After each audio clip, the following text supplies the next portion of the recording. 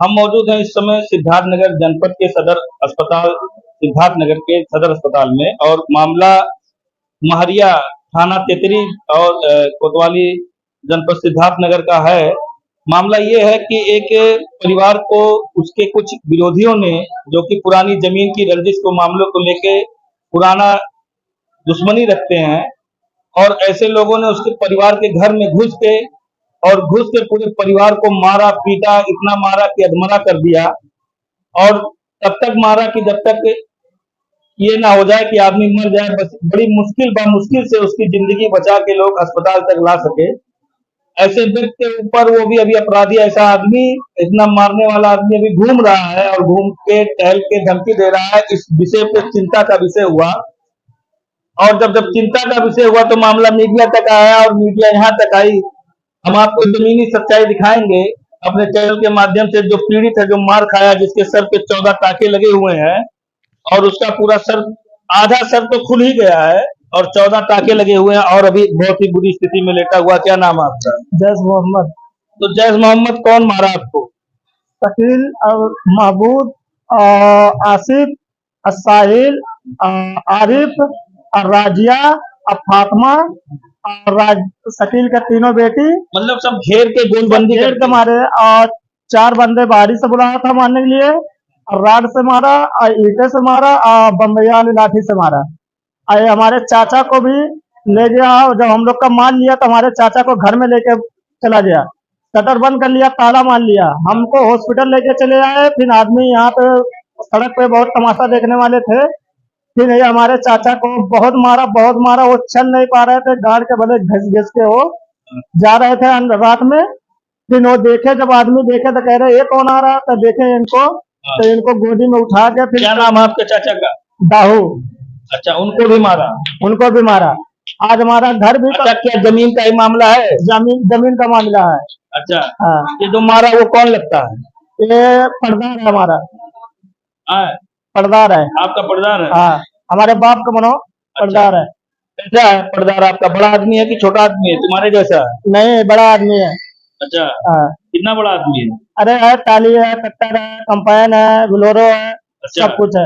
अच्छा, पैसे वाला है? हाँ, पैसे वाला है, लेकिन हम लोग का बार बार मारता है? बार बार मारता है। और 10 लाख रुपया हमारे बाप के नाम पे लोन निकलवा लिया। हम लोग को किसी को मालूम नहीं था। हमारा बड़ा भाई आया तो गाड़ी निकालने के लिए बोल रहा था, तो खतौनी लेके आया, कोर्ट में निकलवाया कागज, तो इस पे देख रहा 10 लाख रुपया लोन हमारे खेत पे है। तो हम जब चिल्लाने लगे तो कह रहा चिल्लाओ मत, जमा हो जाएगा। लेकिन अभी तक जमा नहीं करा वो पैसा। हमारे घर में किसी को मालूम नहीं था। हम लोग खतौनी नहीं निकलवाए होते तो यही नहीं पता चलता कि 10 लाख रुपया हमारे खेत पे लोन है। कौन निकलवाया लोन? महबूद निकलवाए। तुम्हारे पिताजी कहाँ हैं? हमारे पिताजी यार 3-4 साल, 4.5 साल हो गए, इंतकाल हो गए इसी टेंशन में। कह रहे थे कि चलो हम खेत का पैसा आएगा, चलो हमका बोला काम करवा दे बैंक में और पैसा आएगा तुम्हारा, अलग का बोला खेत का लोन निकलवा लिए। और 10 बीघा ले गए। टेंशन में मर गए तुम्हारे पिताजी? टेंशन में मर गए। तो ये हाल है कि टेंशन में मर गए। आप कौन है? आप इनकी पत्नी? मैं इनकी पत्नी। मैं कुछ नहीं कर पाते, हमारा कोई नहीं मदद करना। मेरे आदमी को इतना बुरा मारा, आप थाने पे पहुंचे, थाने वाले हमको कोई मदद नहीं की। फिर हम डीएम के पास पहुंचे, डीएम ने फोन किया, हमारे आदमी का थोड़ा सा इलाज हुआ। उसके बाद में कोई थाने से नहीं आया। फिर आपके हाथ में क्या है? ये मेरे आदमी का खून लिपटा, इसी खून में लिपटा हुआ मैं गोद उठा के लाया, कोई नहीं हमको साथ दिया है। अच्छा, बहुत मारे हैं? बहुत मारा है। और मेरी जमीन भी बेईमानी कर लिया। मेरे ससुर इसी टेंशन में मर गया। और हम लोग कभी कह रहा तुम लोग इसी घाट से मारेगी, से तुम्हारा ससुर मरा है, तुम भी मरोगी। और सारी जायदाद को ऊपर से धमकी दे रहा। मेरे 2 बेटे कह रहे इसको जान से मरवा दे, हम इसीलिए बच्चों को दूसरे के घर करे। लेकिन बच्चों आपके दूसरे घर रहते हैं? दूसरे घर करे कि मेरे बच्चों को मार देगी, मेरी दुनिया उजड़ जाएगी, तो मैं क्या करूँ घर के। लेकिन मेरे बच्चों को मारने के लिए मेरे शहर को रात को खाना लेके आ रहा था, उसको भी आदमी लगवा दिया मरवाने के लिए, लेकिन आदमी खाना लेके नहीं आया।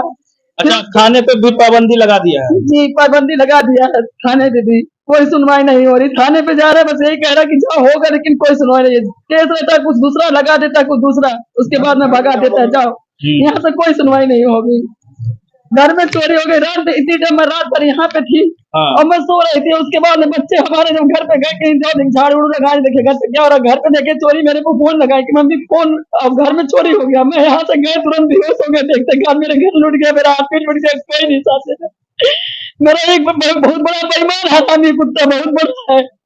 हम क्या करें उसके खिलाफ, कोई हमारे पास ना पैसा भी नहीं कि मैं उसके खिलाफ लड़ूं। मैं किससे लड़ूं बताओ, मेरा घर लूट गया, मेरा जमीन लूट गया, सब कुछ लूट गया, मेरे आदमी को जान से बनवा दिया, मेरे पास इतना पैसा नहीं मैं इलाज करवा लूं। अच्छा क्या हुआ आपके घर में, कौन सी घटना घट गई?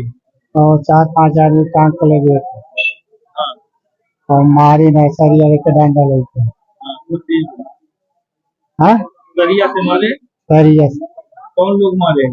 है, शकील है, महमूद है, और क्या भतीजा है और कुल है। सब मारी नहीं और आजियर है, बहुत मारे ना? बहुत मारे, टांग के भाई लेके चले गए थे। कमर के नीचे क्या हुआ? हमारे के नीचे बहुत दर्द हो रहा है, बहुत नहीं पा रहे ना? नहीं उठे नहीं खाना। तो इत्ताहिक नाते मार दिए, तो पुरानी रंजिश थी? नहीं पुरानी डेंगू से नहीं।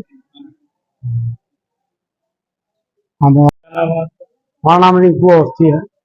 अवस्थी जी, आपका क्या कहना है महारिया वाली को? हमारा ये कहना है कि वो मेरा ड्राइवर था, मेरे ड्राइवर के बहनोई ही उनको चोट लगी है।